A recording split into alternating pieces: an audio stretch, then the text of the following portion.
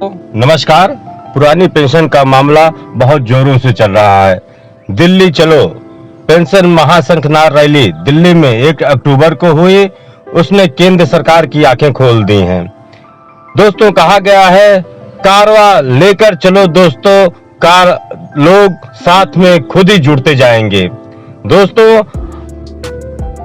आपको एक साथ होके आगे बढ़ते रहना है, लोग आपका सहयोग करते चले जाएंगे, क्योंकि पुरानी पेंशन बुढ़ापे की लाठी होती है और इस पे कई परिवारों का भविष्य निर्भर करता है। इसे सरकार को मानना ही पड़ेगा। आइए जानते हैं इसके कुछ रोचक तथ्य। सरकार क्यों नहीं बहाल कर रही है ओपीएस? इसका कारण सिर्फ एक ही है, कोई भी नेता हो चाहे किसी भी पार्टी का हो, जनता की बात नहीं रखना चाहता है। राजनीति सभी कर रहे हैं। कांग्रेस ने 2004 के बाद 2 बार सरकार रही, एनपीएस को सत्ता के दौरान लागू कर दिया और कांग्रेस की सहयोगी पार्टियों ने समर्थन किया। अब राजनीतिक फायदे के लिए झूठे वादे किए पड़े हैं। हम लोगों को किसी के झूठे वादे में नहीं पड़ना है, न किसी की राजनीति में पड़ना है। हमें केंद्र सरकार से सिर्फ पुरानी पेंशन की बहाली की मांग करनी चाहिए कि सरकार पुरानी पेंशन को बहाल करे और नई पेंशन की नीति को वापस ले। जब हर सरकारी कर्मचारी पुरानी पेंशन की मांग कर रहा है तो उसको सरकार को समझना चाहिए। देश की आजादी से लेकर 2004 तक पुरानी पेंशन लोगों को दी गई। जो सरकारी कर्मचारी थे उनको पुरानी पेंशन दी गई। 2004 में श्री अटल बिहारी वाजपेयी ने पुरानी पेंशन बंद किया तो उनका सरकार गिर गई। उसके बाद श्री मनमोहन की सरकार को जनता ने मत बनाया। वो 2 बार उनकी सरकार बहुमत के साथ रही, लेकिन उन्होंने पुरानी पेंशन को बहाल नहीं किया। जनता ने उनका 10 साल तक इंतजार किया, लेकिन उन्होंने बहाल नहीं किया, बल्कि एनपीएस को लागू कर दिया। इसलिए जनता ने उनकी भी सरकार को गिरा दिया। अब हमारे श्री प्रधानमंत्री श्री नरेंद्र मोदी जी भी 2 बार सरकार लेके आए, पूरे बहुमत के साथ लेके आए हैं। उत्तर प्रदेश जैसे राज्य में उनको भी जनता ने पूरा बहुमत दिया है और पूरे देश में उनको पूरा बहुमत दिया है, लेकिन अहंकारवश वो पुरानी पेंशन की तरफ ध्यान नहीं दे रहे हैं और जनता की एकता की तरफ नहीं ध्यान दे रहे हैं। कम से कम हमारे देश में 1 करोड़ कर्मचारी हैं, जिसमें 40 लाख कर्मचारी केंद्र सरकार में हैं और 16 लाख कर्मचारी उत्तर प्रदेश सरकार में हैं और बाकी अन्य राज्यों के कर्मचारी हैं। और इन 1 करोड़ सरकारी कर्मचारियों के साथ कम से कम एक परिवार में 4 से 6 लोग रहते हैं। ये 4 से 6 लोगों को अगर जोड़ दिया जाए, कम से कम 6 करोड़ की जनता हो जाती है और 6 करोड़ की जनता ही देश में 2024 के चुनाव को जिताएगी या हराएगी। इस तरफ अभी प्रधानमंत्री नरेंद्र मोदी जी या उनकी टीम ध्यान नहीं दे रही है कि अगर ओपीएस की बहाली कर दिया, पुरानी पेंशन की बहाली कर दिया जाए तो देश के जनता खुश भी रहेगी और उनको दोबारा चुनाव जिताएगी, क्योंकि लोगों का विश्वास प्रधानमंत्री नरेंद्र मोदी जी में है और मुख्यमंत्री श्री योगी जी में है। लेकिन अगर ये अपनी जिद करेंगे तो देश की जनता को अपने परिवार के हितों के लिए समझना पड़ेगा। उनको वोट देने से पहले एक बार सोचना पड़ेगा। सबसे पहले दोस्त देश है और परिवार है, और देश की अर्थव्यवस्था तभी मजबूत होगी जब हर आदमी के व्यक्ति के पास पैसा होगा। अगर प्रधानमंत्री जी को देश की अर्थव्यवस्था को मजबूत करना है तो ये जो उद्योगपति हैं इनके जो कर्जे को माफ कर दिया जाता है और हमारे देश के ऊपर लाद दिया जाता है, इनको बंद किया जाए। इनके कर्जे को क्यों माफ किया जाता है? गरीब हमारा रोजी रोटी नहीं पा रहा है तो इनके कर्जे को माफ करने का उनको कोई अधिकार नहीं है। देश की अर्थव्यवस्था मजबूत करना है तो छोटे छोटे व्यवसायों को मजबूत करिए, छोटे छोटे लोगों को ऊपर उठाइए। ये पुरानी पेंशन को बंद करना लोगों को कमजोर करने के बराबर है। अगर लोग कमजोर रहेंगे तो देश की अर्थव्यवस्था कहां जाएगी? दोस्तों, ये आपसे निवेदन है कि पुरानी पेंशन की बहाली के लिए आप सब एकजुट होकर लामबंद होकर अपनी बात सरकार से रखें। आइए दोस्तों, जान लेते हैं सरकार का पहलू क्या है। क्योंकि पुरानी पेंशन जो बहाली अगर कर दी जाती है तो पुरानी पेंशन में सरकार का एक बहुत बड़ा बजट पेंशन में जाता है दोस्तों, और इस बजट को सरकार नहीं देना चाहती है। उनके अर्थशास्त्री, आरबीआई और भी जो लोग हैं वो सब ये नहीं चाहते कि इस बजट को वो लोग कहीं भी एडजस्ट नहीं कर पा रहे हैं। इसी बजट से वो नौजवानों का भविष्य बनाना चाहते हैं। दोस्तों, अगर किसी कि बुढ़ापे की पेंशन को बंद करके नौजवानों का भविष्य बनाएंगे, ये कहाँ का इंसाफ है। जो नौजवान है वो कहीं कहीं तो उन्हीं बूढ़े लोगों पर ही निर्भर करते हैं। ये तो टकराव पैदा करने वाली स्थिति हो गई कि बुढ़ापे और नौजवानों में टकराव पैदा कर दिया जाए। दोस्तों, सरकार का ये विकल्प बहुत ही गलत है, इसको सुधार करना चाहिए। सरकार को इस पर आत्ममंथन करना चाहिए और पुरानी पेंशन को बहाल करना चाहिए और नौजवानों के लिए फंड का अरेंजमेंट कहीं और से करे, कहीं भारत की अर्थव्यवस्था को और कहीं से मजबूत करे। ये दोस्तों, ये सरकार को इस बारे में सोचे। दोस्तों, आइए जानते हैं अब पुरानी पेंशन किन किन लोगों को दी जा रही है। पुरानी पेंशन देश की सेना को, राजनेताओं को और हमारे जजों को दी जा रही है। बाकी किसी सरकारी कर्मचारी को पुरानी पेंशन नहीं दी जा रही है। हमारी देश की सेना का तो सम्मान है कि पुरानी पेंशन मिलना चाहिए। जजों को भी पुरानी पेंशन, उनका भी सम्मान है, उनको भी मिलनी चाहिए। और नेताओं का भी सम्मान है, उनको भी पुरानी पेंशन मिलनी चाहिए। लेकिन यहाँ विरोधाभास ये साबित होता है कि हमारे सरकारी कर्मचारियों को क्यों पुरानी पेंशन नहीं मिलती। क्या उनका देश सम्मान नहीं करता? वो देश की रक्षा अंदर से नहीं करते? दोस्तों, ये विरोधाभास, ये आपस में टकराव पैदा करने वाली स्थिति होती है कि जब हम खुद तो पुरानी पेंशन लेना चाहते हैं, लेकिन वहीं दूसरे सरकारी कर्मचारियों को पुरानी पेंशन देने के लिए हम प्रयास नहीं करते और हम अपनी आवाज नहीं उठाते। और देश की आवाज ही एक अंतिम आवाज होती है और देश की आवाज ही एक आवाज बुलंद हो जाती है कि पुरानी पेंशन की बहाली हो। हम अगर पुरानी पेंशन ले रहे हैं तो हमारी जनता, देश की जनता को पुरानी पेंशन की हकदार है। उसको यहाँ रैलियों में नहीं भेजा जाए। हमारे देश के कर्मचारी एक अच्छी पोस्ट पे हैं और देश की सुरक्षा करते रहते हैं। अगर हमारा देश की सरकार, हमारे देश की केंद्र सरकार उनको रैलियों में भेजने के लिए मजबूर करेगी, उनकी अपनी आवाज उठाने के लिए उनको रैलियों में जाना पड़ेगा कि पुरानी पेंशन की बहाली हो, तो ये देश के लिए अच्छा नहीं है।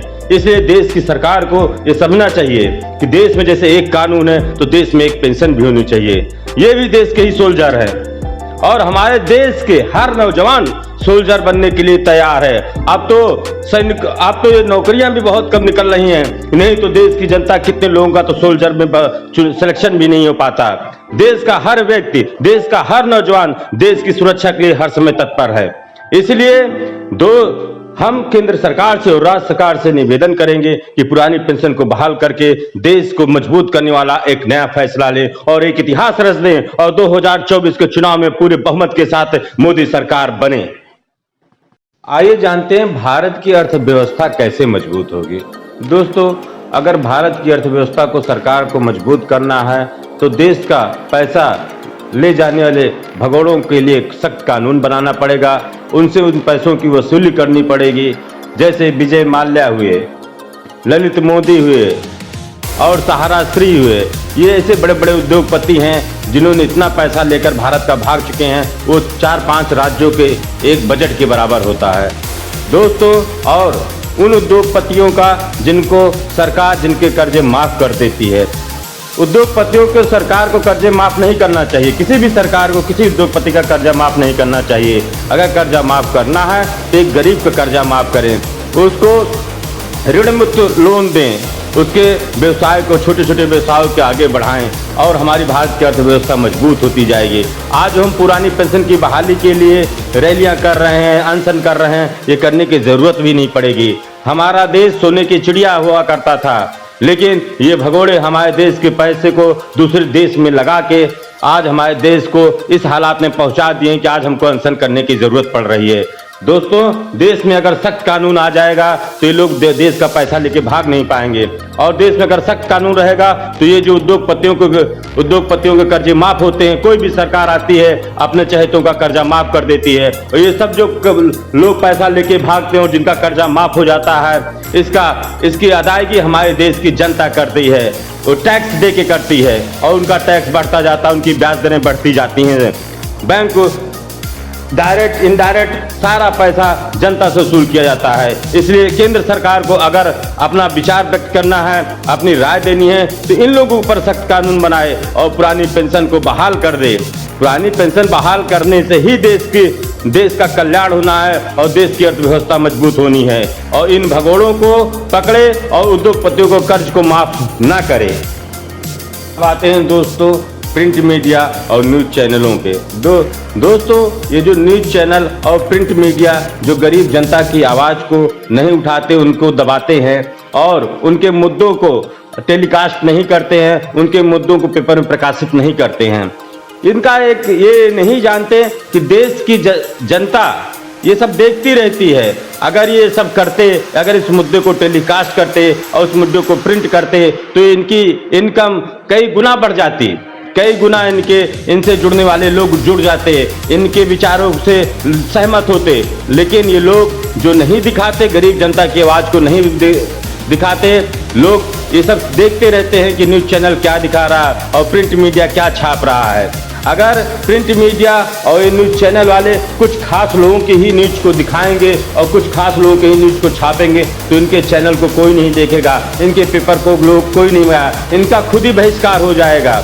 दोस्तों हमें आपको कुछ करने की ज़रूरत नहीं है, हमें अपनी आवाज़ उठानी है और आगे बढ़ना है। ये देश को, चैनलों को सोचना पड़ेगा, देश के प्रिंट मीडिया को सोचना पड़ेगा कि उसको आम जनता की आवाज़ उठानी है कि अपने कुछ खास लोगों की आवाज़ उठानी है। ये उनके ऊपर छोड़ दीजिए, ये उनका निर्णय है, ये उनको लेने दीजिए।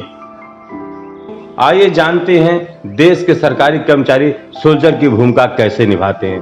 दोस्तों प्रधानमंत्री नरेंद्र मोदी जी और हमारे उत्तर प्रदेश के मुख्यमंत्री योगी जी जानते हैं कि हमारे देश का चुनाव इन्हीं शिक्षकों, इन्हीं सरकारी कर्मचारियों के ऊपर निर्भर करता है। देश का इतना बड़ा चुनाव होता है जिसको इनके ऊपर इतना बड़ा वर्कलोड होता है कि उसको सक्सेस करने का सारी जिम्मेदारी इन्हीं सरकारी कर्मचारियों पर होती है। ये तत्परता के साथ पूरे चुनाव को जिताते हैं, पूरे चुनाव को कराते हैं और देश को एक नया प्रधानमंत्री, मुख्यमंत्री या कोई भी लीडर हो वो देते हैं। दोस्तों अगर इन सरकारी कर्मचारियों की मेहनत को सरकार नजरअंदाज करेगी, सरकार जानती है कि कोई भी सरकार की मुहिम को अगर आगे बढ़ाना है और देश की अर्थव्यवस्था को मजबूत करना है, देश को आगे ले जाना है, देश की ताकत को बढ़ाना है तो सरकारी कर्मचारियों की बात को मानना पड़ेगा। सरकारी कर्मचारी ही देश की रक्षा करते हैं और उनकी बात को मानना सरकार का दायित्व बनता है, चाहे वो केंद्र सरकार हो और चाहे राज्य सरकार हो। इसलिए हमारे राज्य कर्मचारियों का और केंद्र के कर्मचारियों का सम्मान करें और पुरानी पेंशन को बहाल करके उनको एक सौगात दे और 2024 का चुनाव मजबूती के साथ लड़े। हम फिर से प्रधानमंत्री नरेंद्र मोदी जी और हमारे उत्तर प्रदेश के मुख्यमंत्री माननीय योगी जी से निवेदन करेंगे कि पुरानी पेंशन की बहाली के मुद्दे को संज्ञान में लें और इस संवेदनशील के मुद्दे को रैलियों में न जाने दें, बल्कि पुरानी पेंशन का मुद्दा जल्द से जल्द इसको सॉल्व करें और पुरानी पेंशन को बहाल करें। जैसे पुरानी पेंशन मिलती थी वैसे ही मिले। पुराना अच्छा होता है, नया नहीं। ये एनपीएस किसी काम का नहीं है, इसको सारे देश के सरकारी कर्मचारी नजरअंदाज कर चुके हैं, तो इस एनपीएस पे बात करना ही बेकार है। इसलिए पुरानी पेंशन को केंद्र सरकार और राज्य सरकार बहाल करे, यही मेरा प्रधानमंत्री श्री नरेंद्र मोदी जी से और हमारे उत्तर प्रदेश के मुख्यमंत्री श्री माननीय योगी जी से निवेदन है। धन्यवाद